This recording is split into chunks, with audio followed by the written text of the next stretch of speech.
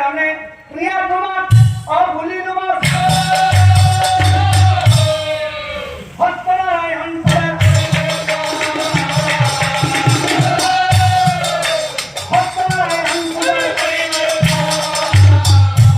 আৰু প্ৰিয়া হে প্ৰভুৰ কৃপাতে যদি সন্তানেদি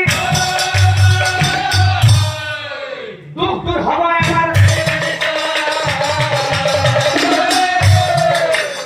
দুখ দূৰ হ'ব আমাৰ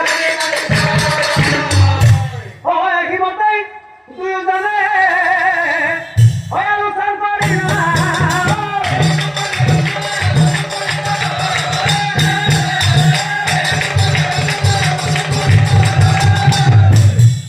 কি ক'লে স্বামী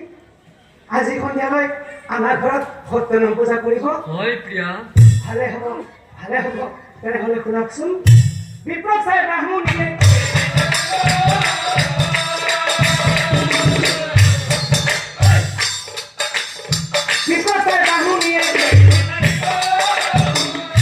হ'ব স্বামী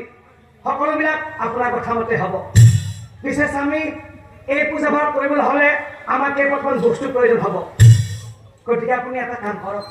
আপুনি এতিয়াই বজাৰলৈকে যাওক আৰু বস্তু কেৱল কিনি আনক আৰু শুনকচোন স্বামী ব্ৰাহ্মণীয়ে বোলে স্বামী শুনা হ'বচোন মাহ প্ৰসাদ দালি চাউল নাই প্ৰয়োজন স্বামী কাপোৰ কানি চব আছে নালাগে আনিব মাত্ৰ পূজা কৰিবৰ কাৰণে দৈ গাখীৰ আৰু গাখীৰ আনিব লাগিব কি লাগিব দৈ গাখীৰ আৰু এৱা গাখীৰ ভাল কথা